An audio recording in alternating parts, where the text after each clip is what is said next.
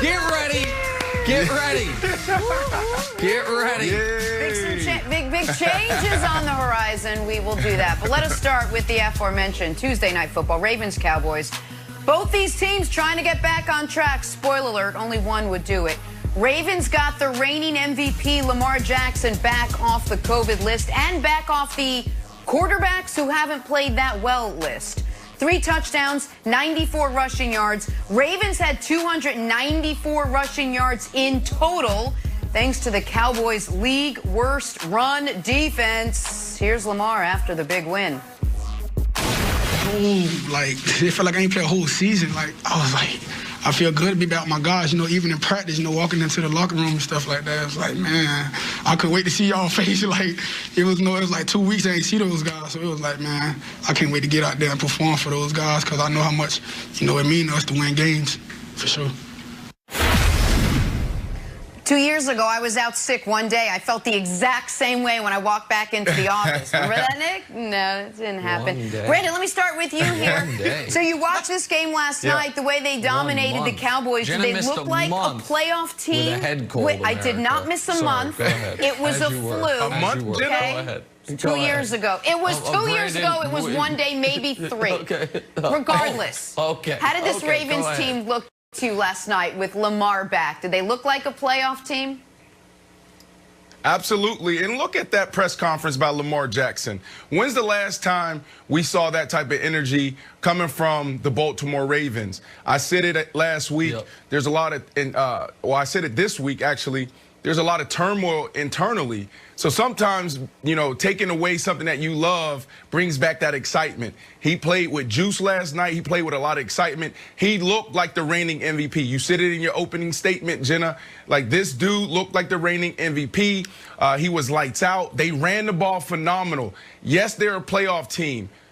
Defensively, they answered the question, right? They've been giving up a lot on the defensive side. You get Calais Campbell back. You get Brandon Williams back. Now, Zeke could have went for over 100 yards and dominated, but they got away from the run game.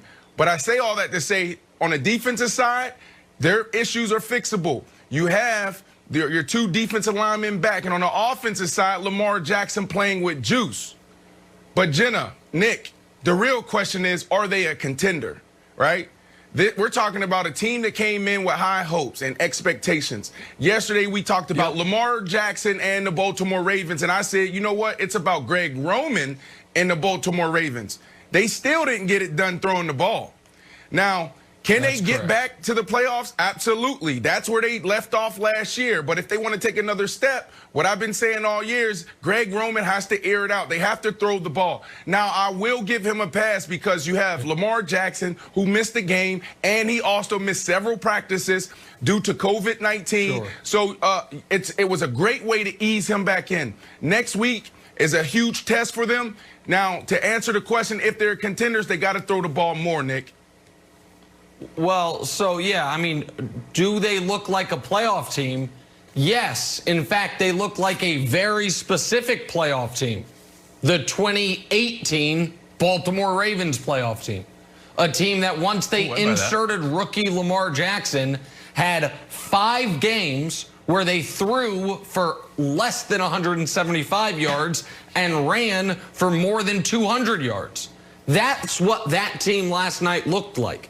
And that team, the 2018 Ravens, wasn't considered a championship or bust, make the Super Bowl or it's a disappointment. It was like, hey, the season was dead with Flacco. We inserted this juice into the offense, and we're hard to defend.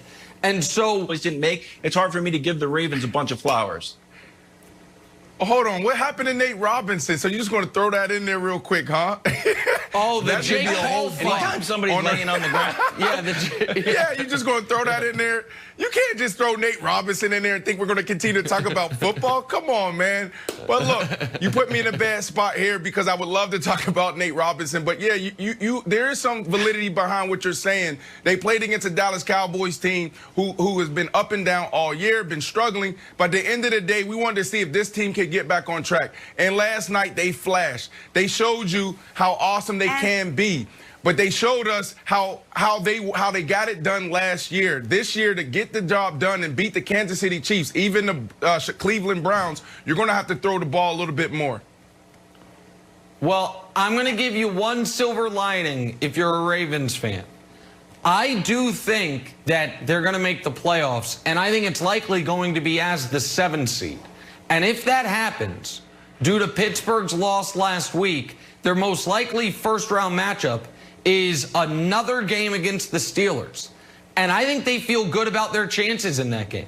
They barely lost the first game, even though Lamar turned it over 4 times. They were in the second game, even though it was the COVID Ravens with RG3 at quarterback. It would be a third look at them.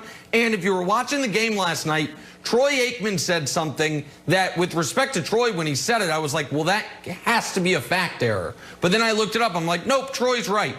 John Harbaugh has 7 career road playoff wins. He's won 10 playoff games in his career. 7 have been on the road. So he knows how to get a team ready to go into another team's stadium to win a football game. So unlike with the Seahawks, where I think if they have to be on the road the whole playoffs, they could be in real trouble, Baltimore is used to that, and they've actually shown success with that. So even as the 7th seed, they could be dangerous, Jenna, if they get their offense more balanced.